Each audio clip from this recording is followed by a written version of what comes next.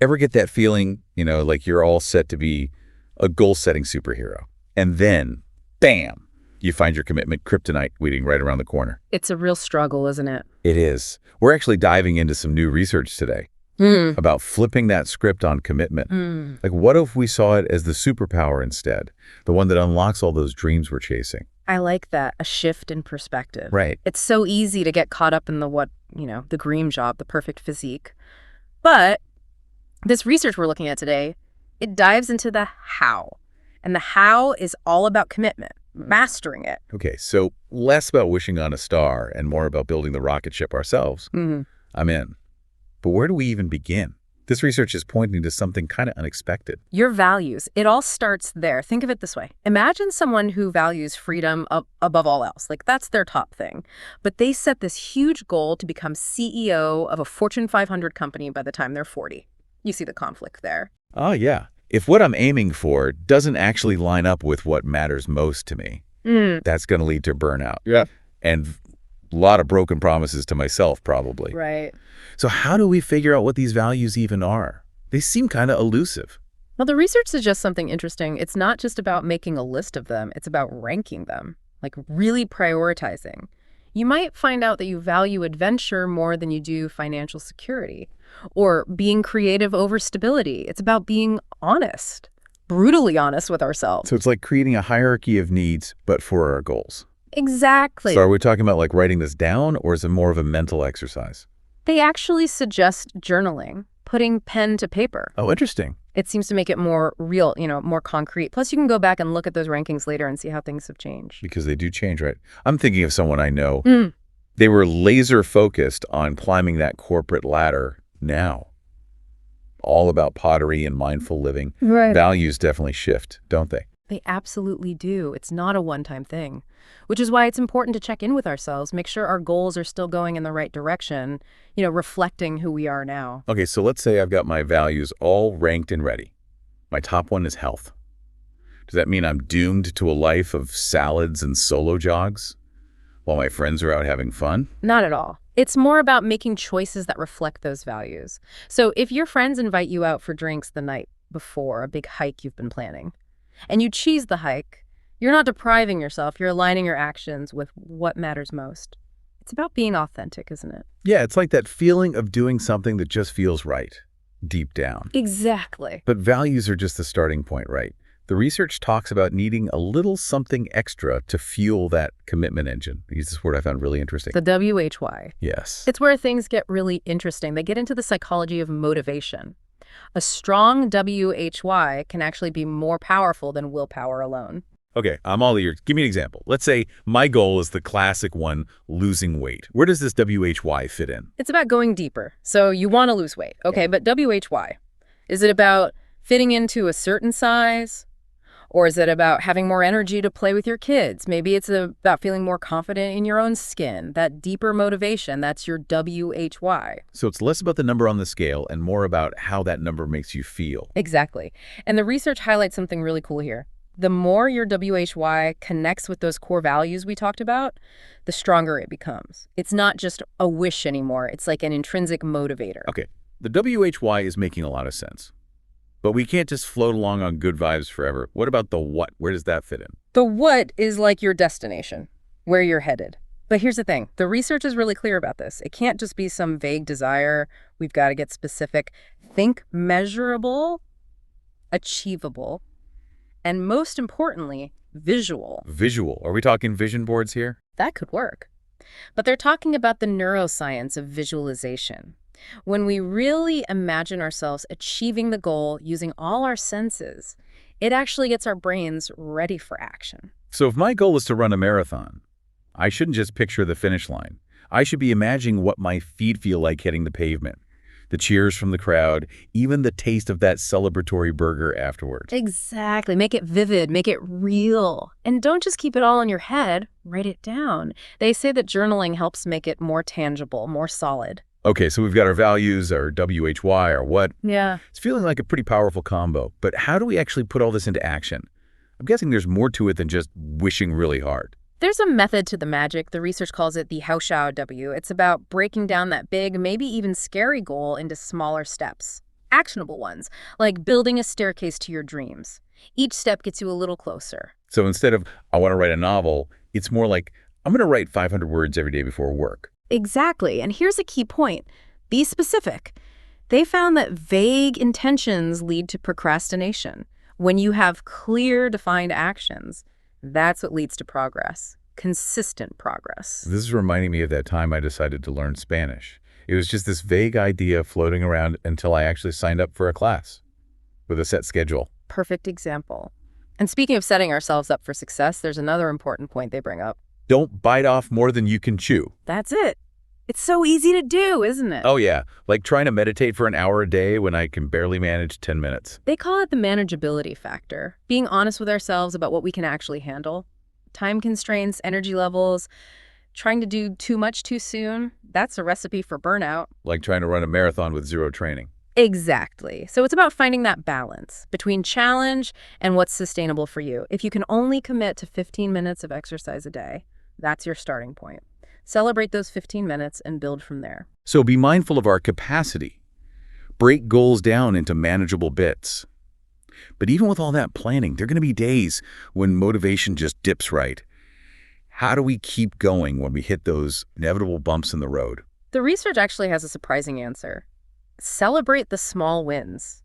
It might seem counterintuitive, but those little victories are actually like mini motivation boosts, hidden in plain sight. So every time I hit my 500-word goal, I should be breaking out the confetti. Maybe not a full-blown party every time, but Yeah. you get the idea. It's about acknowledging those wins, no matter how small they seem. It's funny because the research goes into the science behind it.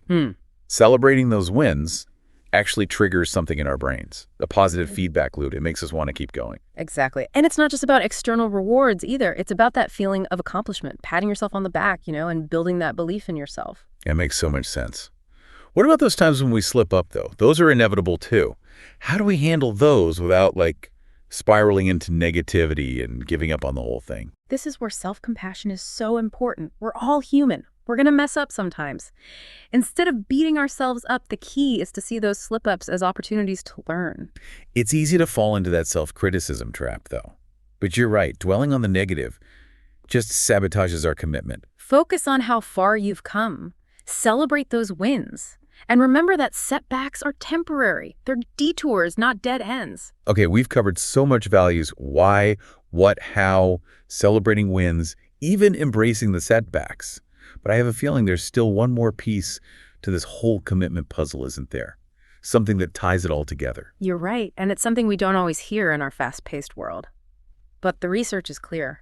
Patience. That's the secret ingredient. Patience. That's like the one virtue I struggle with the most. I hear you, but think about it. Real lasting change, the kind that comes from deep commitment, it doesn't happen overnight. It's like planting a seed, right? You Oh, can't yeah. rush the growing process. You got to nurture it, give it time, and trust that it'll eventually blossom. Beautiful analogy. And that's what patience is all about when it comes to commitment. We tend to focus on that end result, the fruit of our labor. But the most rewarding parts, the biggest growth, it often happens during the journey. I like that. It's not just about the destination. It's about enjoying the path that gets us there. And that path might have twists and turns and bumps along the way.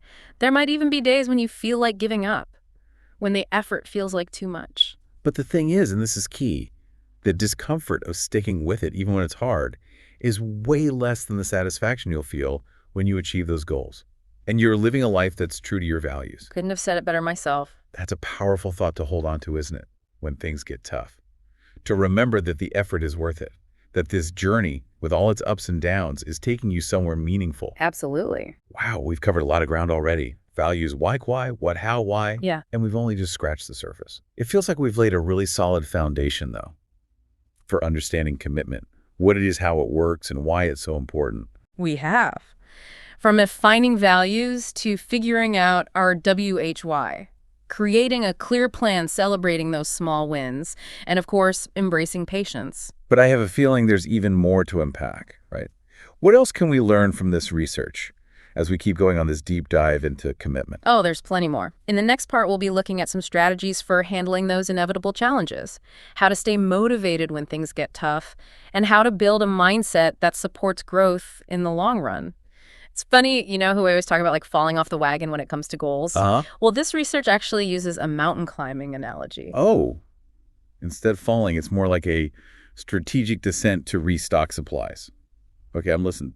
Tell me about this mountain metaphor. So they talk about how a lot of us approach goals with this like summit fever, tons of enthusiasm, maybe even a bit of naivete about what we're getting ourselves into. But then as things get tougher, you know, that initial energy, it kind of fades. Yeah, it's like setting off on a hike with only a granola bar and a selfie stick.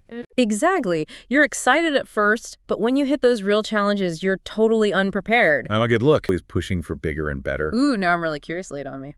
They highlight the importance of celebrating small wins. It might seem like no big deal, but those little victories, like hitting your daily word count or sticking to your budget for a week, those are actually crucial fuel for staying committed. So instead of waiting for that big summit party, we're sprinkling confetti along the trail. Exactly. And here's the really cool part. Those small celebrations, they actually trigger the release of dopamine in our brains. You know, that feel-good chemical. Looking at it differently. Instead of seeing those missteps as failures, see them as data points. Valuable feedback to help you adjust course. So instead of beating myself up over a missed workout or a day where I didn't quite hit my goals, it's about asking, okay, what can I learn from this? How can I do things differently next time? Exactly. And that's where self-compassion comes in. Treating yourself with the same kindness and understanding that you would offer to a friend going through the same thing. It's like they say, we're all human doing the best we can. Exactly. We're all in this together. And when we remember that, it makes those inevitable stumbles a little easier to handle. We've talked about mapping out the how W, celebrating small wins, being kind to ourselves. What else does this research offer for making it up that commitment mountain? There's one more, and it's something we don't always hear about in our world of instant everything, but it's crucial for mastering commitment. All right, I'm ready. Hit me with it. Patience. Patience. Seriously. You're telling me to embrace the one thing I'm the worst at. I know it doesn't sound very exciting, especially these days, but this research makes it clear. Real lasting change, the kind that comes from deep commitment, it rarely happens overnight. Rome wasn't built in a day, right? Exactly. And our dreams won't be either. It's about enjoying the journey, trusting the process, knowing that those consistent little steps, that's what gets you to the top. This reminds me of that time I tried to learn a new language with one of those apps that promised fluency in like a week. Yeah. Let's just say I learned there are no shortcuts. It takes real effort and patience and being okay with the ups and downs. Such a good example. And it shows something really important. Patience isn't about just sitting back and waiting for things to happen. It's about actively participating in the process, knowing that each step, even the tiny ones, is moving you forward. So it's not just about enduring the journey, it's about finding joy in it too. Exactly. And that's a game changer, isn't it? When we embrace patience, that commitment climb, it goes from feeling like a test of willpower to an exciting journey of discovery. I like that. A journey of discovery. So much better than a grueling test. Right. This has been so insightful. It feels like we've uncovered all these strategies for not only staying committed, but actually enjoying the process. And remember those 9 steps we've been talking about. That's just the starting point. There's so much more out there to learn about commitment. It's really fascinating. Speaking of learning more, I have a feeling you've got more wisdom to share. What else did you uncover in this research? Especially about staying committed when the going gets tough. Oh, there's a lot more to dive into. In the next part, we'll talk about some techniques for those times when your motivation dips, how to handle unexpected challenges, and how to cultivate a mindset that helps you grow over the long term. You know, as we've been talking about all these strategies for commitment, I keep thinking about the bigger picture. Like, yeah, we're focusing on the personal goals, but how does all this play out in the real world? You know, on a larger scale. It's an interesting question, and this research actually touches on that. The idea of commitment as a force in society. It's not just about individuals growing, it's about how all our commitments connect.